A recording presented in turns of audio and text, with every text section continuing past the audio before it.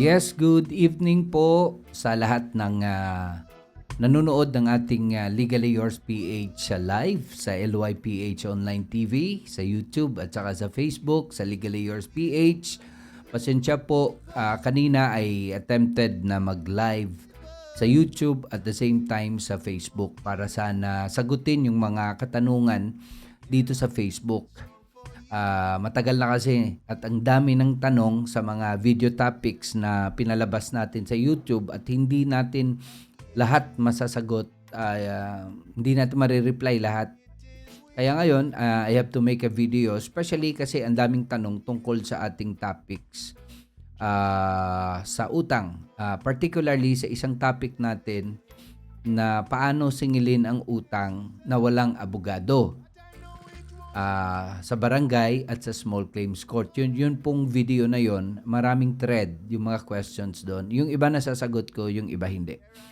Pero for the purpose na sasagutin natin ang inyong mga katanungan, mga kapatid, lalong-lalo na yung mga kapatid nating nasa Luzon na nagpapadala ng katanungan sa atin, sasagutin natin ngayong araw, ngayong gabi. So, good evening lahat dyan sa ating mga kapatid sa Bacolod, Negros, sa buong Pilipinas, no?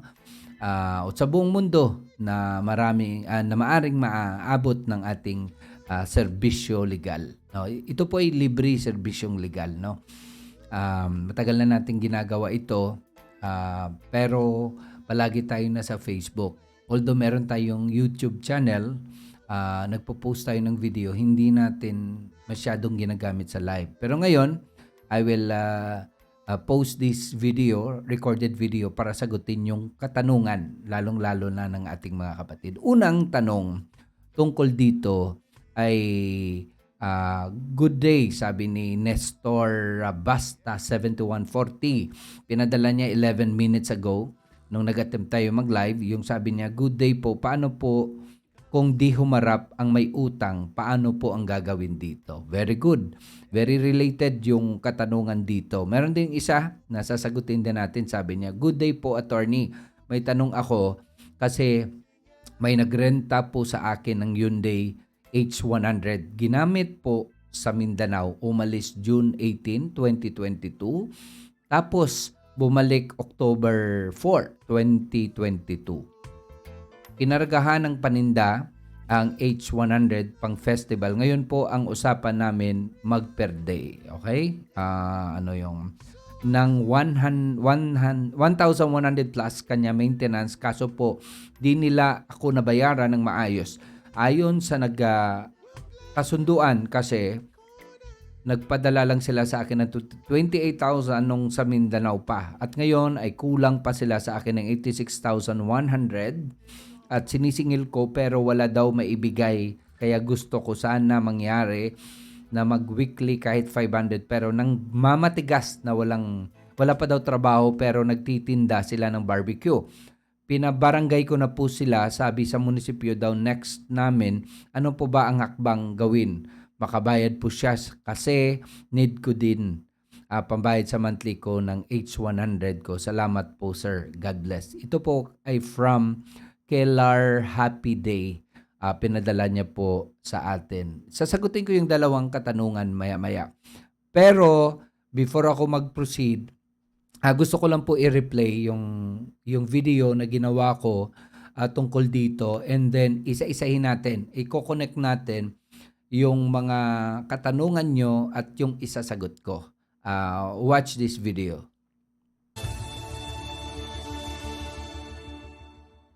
Umpisan po natin yung katanungan. Kung may utang po yung tao, paano po natin sisingilin? Kasi po maraming matitigas na taong may mga utang na ayaw magbayad at saka nahihirapan po yung nagpapahiram. Obviously po, pag yung taong hindi magbayad ng utang, syempre gusto nating i-recover yung utang. Pumapasok agad sa atin yung korte. Pero may iba po bang venue before pumunta sa korte? Meron po. Nasabi po ng batas, sabi po ng rules, before tayo pumunta ng korte at saka yung mga utang, ay i-refer po muna yan sa barangay. Tinatawag po natin yan lupong tagapamayapa. doon po tayo pupunta. O saang barangay po tayo pupunta? Sabi po ng rules, kung saan po nakatira at sa residente yung nagkakautang sa atin, ay doon po tayo pupunta sa kanilang barangay. Kasi po yung kanilang barangay ay yung may jurisdiction po doon sa taong nagkakautang sa atin. Pagpunta po doon sa barangay, yung objective kasi ng barangay is to settle amicably. Yun lamang po. Hindi po yung korte yung barangay. Baka may meron tayong misconception kasi sinasabi ng iba barangay court. While parang korte nga, pero yung barangay po hindi po yung korte. Nakasaad po sa mandate po ng batas na yung barangay has the ang taba-taba ko pa dito, no? The video was recorded during the time of lockdown. Gumawa tayo ng batas. Sige, panoorin natin ulit. To settle the parties amicably. To settle their Procedure po ito procedure. Kasama na po yung pagkakautang. Kasi nabanggit dito yung sa barangay. Pupunta tayo dun sa barangay at magpa-file tayo ng complaint. I-record po yun ng barangay at i-schedule po kayo na magharap doon. Magpapadala po ng summon yung barangay sa tao. Yun po, yung nagtatanong nung una, si Nestor Basta, 7140. Good day, yung sabi niya, pag hindi humarap ang tao, siguro hindi humarap sa kanya o hindi humarap sa barangay. No? Ito din yung tanong ng isa nating kapatid, ano yung pwedeng gawin niya. Ito, this is the initial thing that you have to do. Punta ka ng barangay. And then sa video na ito, ay sinasabi ko po dito kung ano yung pwedeng mangyari doon sa barangay. Panoorin ulit. Nagkakautang sa inyo. I-schedule kayo doon. Obviously, the barangay will attempt the parties. Yung pong kapitan dun sa mediation level, pag-uusapin po kayo kung mag-a-agree po kayo dun sa settlement. At no technicality. Yung sinasabi po ng video na pag-uusapin kayo, yun po yung mediation level dun sa barangay kapitan o sa punong barangay. Dalawa kasi yan eh. Mediation, pag nasa kapitan, yun the first level. Pag hindi yan, maayos dyan, i-refer yan sa ating pangkat ng tagapagsundo. No? Yun yung pong tinasabi nating conciliation. Okay. Kung ano pa yung kung ano pa yung papayagan yung kasunduan at saka hindi naman po labag sa batas, public policy, morals, allowed po yon. At saka gagawa kayo ng amicable settlement. Yun po yung amicable settlement, yun pong kasulatan kung saan nakasaad kung ano yung terms and conditions ng settlement, kung paano bayaran, kailan, magkano, at gano'ng katagal.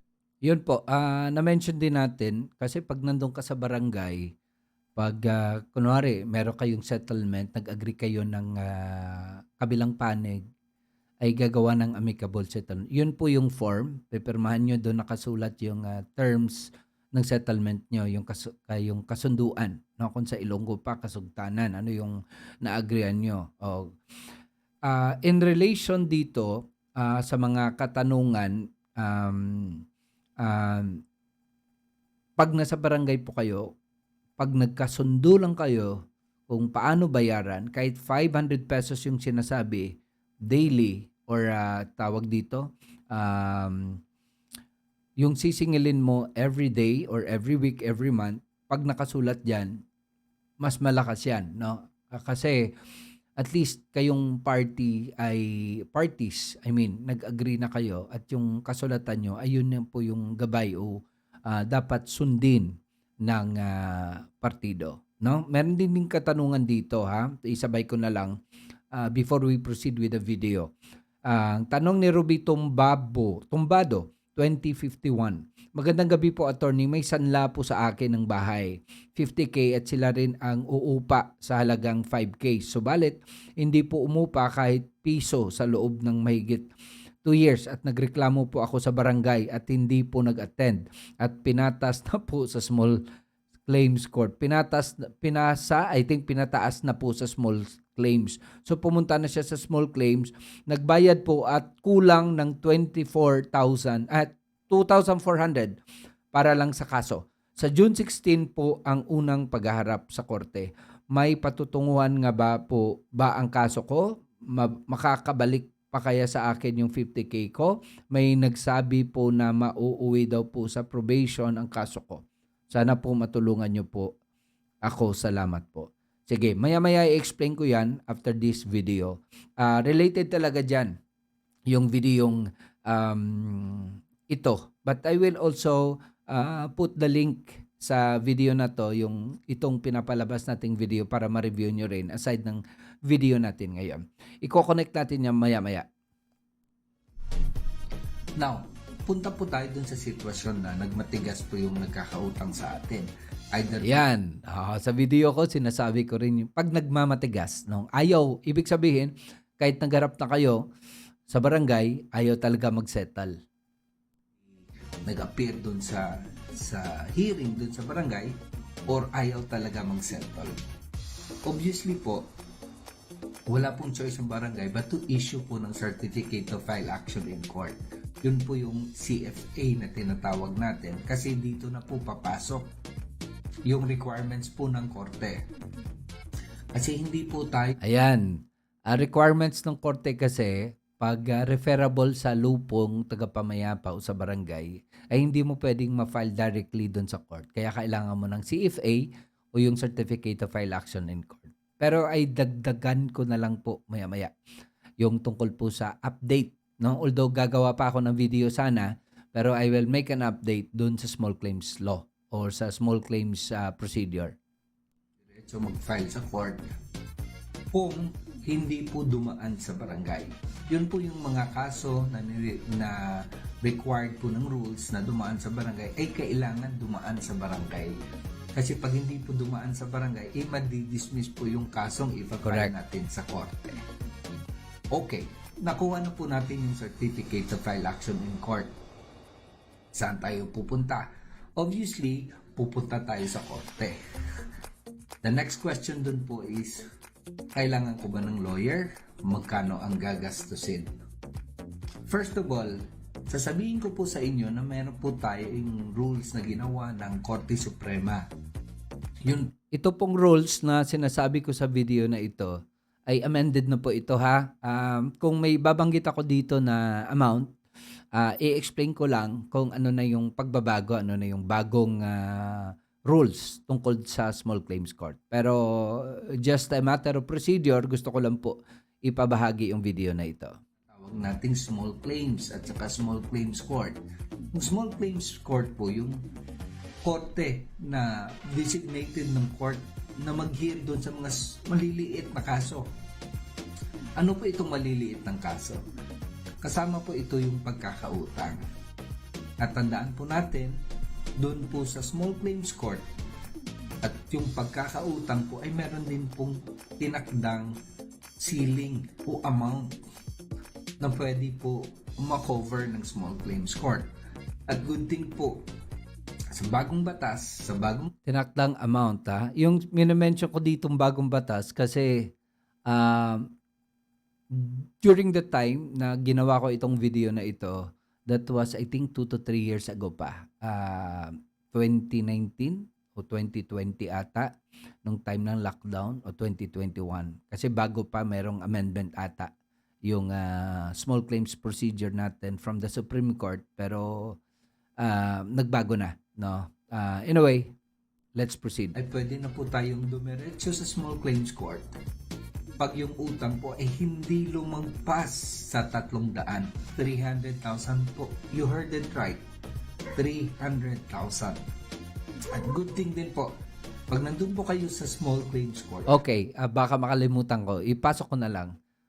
Nung sinasabi kong updated na rules ng small claims court, yung 300,000, applicable po yan during that time sa mga provincial courts, sa MTCs dito sa Bacolod, sa outside ng National Capital Region o Metropolitan Courts. Kasi sa Metropolitan Courts, during that time na 300,000 yung ceiling o threshold na amount. Ibig sabihin, yun yung amount na pwede mong singilin through small claims. Aabot, tataas doon, hindi ka na pwede dito sa small claims. Pero doon sa NCR o sa mga Metropolitan Courts, ay during that time ay 400,000. Ngayon po, Ngayon po, idediretso ko na lang.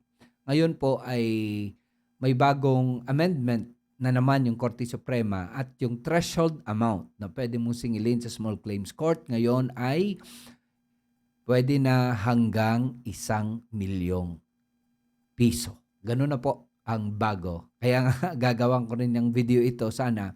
Pero dahil nandito na naman lang, I have to explain na lang baka misguide tayo sa video na ito. Hindi po nire-require ng court na meron kayong lawyer kasi bawal po yung abogado sa small claims court. Yes, dito na papasok po yung sinasabi nating sa title ng ating katanungan na kailangan pa ba ng abogado? Hindi mo na kailangan ng abogado sa small claims court. Kasi aside na sinasabi ng batas na hindi allowed yung lawyer dito, talagang dinidiscourage dito sa procedure na ito. Kasi alam naman natin, according sa ibang tao, yung abogado po ay dinidefeat niya yung purpose ng small claims, ng mabilisang singilan ng mga utang o claim or paniningil ng financial obligation. Kasi makulit daw yung mga abogado. Sige. Islam of the Supreme Court. So nakakatipid na po kayo. So anong gagawin natin? Kawawa naman kami mga lawyer. Lawyer. Very simple po. Pag pumunta po kayo doon, magpa-file kayo ng complaint doon sa korte, sa small claims court. Magbibigay po sila ng form. Tinatawag po natin dyan na statement of claims. Ngayon po, yung forms na yan ay makikita nyo rin online. Punta lang kayo sa Supreme Court website. Hanapin nyo doon sa administrative matters, doon sa kanilang links o sources. Resources pala sa website. At nandun makikita may expedited rules. Kasama doon sa small claims, nandun na po yung mga list of forms na pwede nyong I think pwede ma-download ata yan. Okay? Yung form na po ay doon natin i-fill out yung personal circumstances mo nung nagkakautang sa'yo at saka yung mga basis ng claim mo. Kung ano ba yung hinihiling mo doon sa tao. Kasama na po yung nire-require ng korte yung certificate to file action in court at saka yung mga pieces of evidence. Requirements na po ito. Ano po yung pieces of evidence o ebidensya? Yun po yung mga proof o evidence po na nagkakautang yung tao sa iyo. At Yes, katulad din to ng padala sa atin. Kung itutuloy talaga at saka hindi siya magsisettle, pag nag-file kasi kayo doon sa small claims, ay nire-require kayo ng evidence. Pag kiniklaim kasi natin na mayroon siyang utang at magkano yung utang, you have to prove na ganun talaga yung utang niya. Okay? Affidavits, kailangan din. Na i-attach doon. Yun yung mga sinasabi natin sa video na pieces of evidence. I will explain more later. pag na-comply po natin yan, isa-submit natin sa court ang magbabayad tayo ng maliit lang na filing fee doon sa small claims court. Magpapadala po ng summon yung korte na yon doon sa nagkakautang sa inyo at bibigyan din po siya ng panahon na sagutin yung claim po ninyo. Pag hindi po nasa Okay, panahon. Very important. Kasi sa bagong rules, ng Supreme Court sa ating small claims court, sa small claims procedure, kinlaro po ng Korte Suprema. Mabilis na talaga. From the time na nag-file ka ng statement of claim, within 24 hours, the small claims court, has to summon the respondent or defendant within 24 hours. And then, bibigyan lang siya ng 10 araw na mag-submit ng kanyang response. Sasabihin natin dito.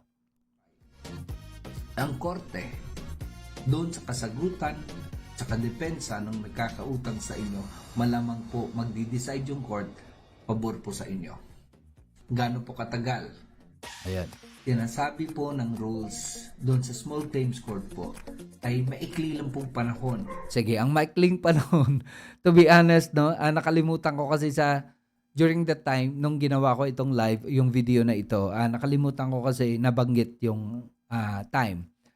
Sa bagong rules na small claims, from day 1 na nag-file ka ng statement of claims, kasama na yung 10 days ng response ng party, meron lang talagang 30 days. Calendar days. Sa kalendaryo ha, hindi lang yung kasama na rin yon yung mga holidays at saka what they call this, weekends. Unless the last day, the 30th day falls on a siguro Saturday or holiday, syempre hindi palabas ng decision yung korte. So 30 days, ganun kabilis. Lalampas yun after na nag-submit na ng response yung nagkakautang sa inyo o hindi din mag-response from the time na binigyan ng palugit ng korte na sumagot doon sa claim nyo, ay magdidesisyon po yung korte, hindi nun po kabilis yung small claims court. Wala ka na pong lawyer na kailangan, mabilis pa yung proseso, maliit pa yung filing fee. O di ba? Ang ganda. Kaya po yun na yun. I don't know kung sa video na ito ay sinama ko ang decision ng korte kung kailan. Na-mention ko na, it's within 30 days. No extension yan. However, sabay ko na lang dun sa bagong rules. Pwede naman yung parties na habang ini-hear. By the way, nag-hear yung court from the time, di ba sinabi ko, magsasubmit ng statement of claims and then within 10 days, from receipt of the summon, yung defendant, yung kabilang partido ay magpapadala ng kanyang response. Maglalagay din siya ng mga defenses niya doon. Kung meron siyang pruweba na yung utang niya ay hindi na ganun kalaki, nakabayad na siya, okay? Ilagay niya rin doon yung mga evidence niya. At lahat nun, statement of claims at saka yung response ay dapat verified. Meaning, sinumpaan yon. Merong part doon na isa-subscribe, magte-take out sila para sabihin na lahat ng sinasabi nila ay katotohanan at yung mga evidence na binabanggit nila doon at inattach o ina-annex ay genuine and authentic at walang kamalian doon. Okay? So from doon, from response, while ini-hear ng korte, pwede naman mag-settle yung parties doon. At saka kung may settlement na yung partido, pwede mag-decide yung court based doon sa settlement. Tinatawag doon decision based on compromise or settlement. Pag hindi talaga, wala pa ring settlement, doon sa pag-hear ng kaso nila, ay magdi-decide na yung court. By the way, tandaan natin, ang hearing lang ng court ay minsan lang, isang araw lang, sabi ng bagong rules. At the same time, kahit sumagot o hindi sumagot yung defendant or yung sinisingil, talagang mandated yung small claims court na magpalabas ng desisyon. So anong mangyayari doon? Ito mangyayari pag meron ng desisyon yung korte. Mahilig umutang, mag-isip-isip na po kayo. Kasi po ito yung mangyayari. The moment po na lumabas yung desisyon o yung judgment ng court doon sa pagkakautang mo, ay malamang po ang susunod po doon ay execution. Ano po iyon? Ang execution po yung... Ito na po yung execution na sinasabi natin dito. Pag may decision na yung court, dalawang klase decision based doon sa ebidensya na sinubmit or based doon sa settlement. Kasi kahit may settlement, nagpalabas ng decision at hindi nag-comply yung isang party, yung defendant, sinabi niya doon sa settlement na he will settle the obligation within the period, let's say 3 months. Lumagpas yung 3 months, kahit may settlement sila, pwede rin ipa-execute doon sa court. Ng korte yung kanyang desisyon na dapat mong bayaran yung taong inutangan mo. Anong gagawin ng korte? O-orderan ng korte yung sheriff. Pupunta doon sa inyo, sisingilin ka, pag hindi ka makapagbayad, maghahanap doon ng source kung saan ka pwedeng hugutan ng pambayad. Either sa bangko ninyo, personal property ninyo, kasama na yung TV nyo, refrigerator nyo, sasakyan nyo, or yung real property nyo. Yun ang effect pag i-execute na ng korte through the sheriff. Hindi ko ata nabanggit dito sa video na ito na magfa-file ng motion for execution yung winning party, yung complainant for example, at sisingilin yung nagkakautang sa kanya by way of execution ng ating sheriff. Okay? So magpa-file ka ng motion for issuance of a writ of execution. So pwede punta ng bangko, hanapan kung may pera ka, personal properties, and then ultimately kung meron kang real property. Lupa at bahay ninyo. Other than those excluded ng law or exempted ng law to be executed, pwede pong kunin ng sheriff yun at i-apply po dun sa pagkakautang nyo. Kasama na po yung legal cost dun. Kasama na po yung other obligation ninyo, cost ng proceedings. Okay, na-mention ko naman lang yung legal cost. Alam mo sa bagong rules, kahit meron kang sisingilin, magpa-file ka sa small claims court o sa court mismo, pwede ka po mag-file ng suit o ng complaint as an indigent or indigent. Yung bang dahil sa kahirapan mo ngayon, wala kang perang pangbayad ng filing fee, wala kang pang gastos, kaya nga sumisingil ka, ay pwede ka po mag-file din ng motion to sue as indigent para wala ka munang filing fee and then ilagay mo lang doon na kung sakali na mag-decide yung court at merong judgment award, yung proceed doon kukunin yung babayaran mo sana sa korte. Kaso lang hindi mo mabayaran muna kasi wala kang pera upon filing of the case, being an indigent. So kukunin doon sa award, babayaran yung lien tawag doon. Lien tawag doon. Meaning, while pinatawad ka muna ng court upon filing, pag may award na, bayaran mo yon sa korte. Ganun po kabilis. Kaya po mga kapatid.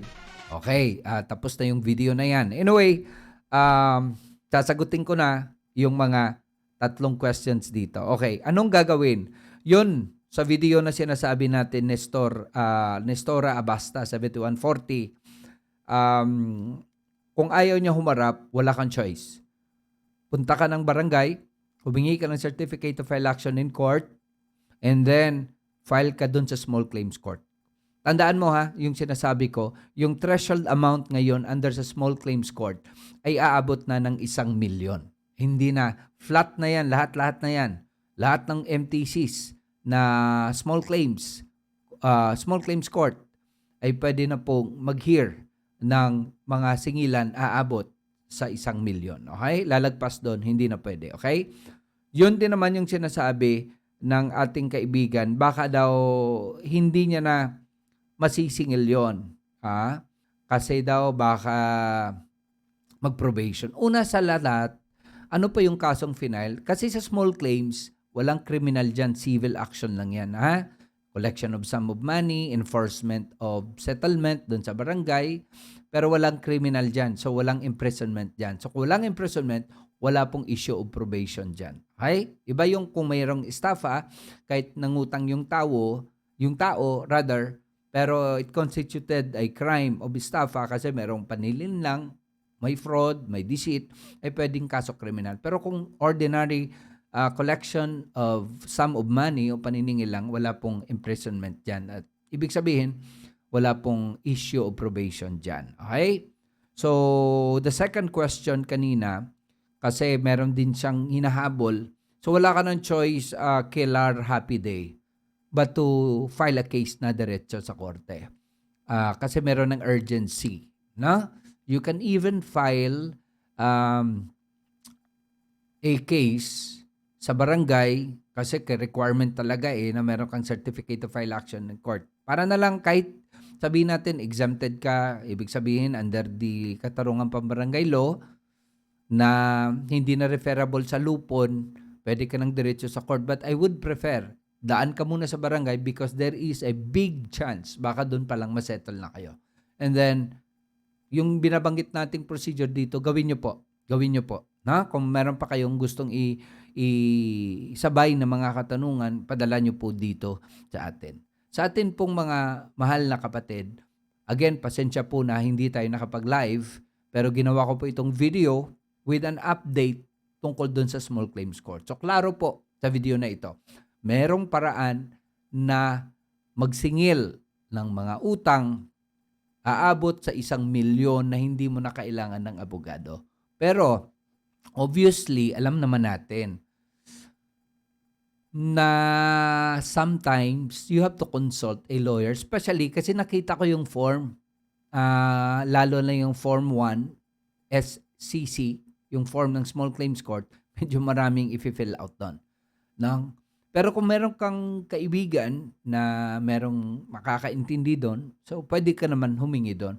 So at the end of the day, yung gagawin mo na lang is for you to verify your statement of claim or your response, no? Para naman sa mga nagkakautang sa abogado kasi meron kang susumpaan doon. Yun lang yun siguro yung instance na pupunta ka ng lawyer. But other than that, hindi mo na kailangan ng lawyer doon sa loob ng small claims court. Okay, ayo po maliwanag ang ating usapan ngayong gabi at maraming salamat. Please don't forget to like, subscribe, and follow our Facebook page and YouTube channel. Maraming salamat po sa inyong lahat. Mabuhay po kayong lahat. This song to you, my beautiful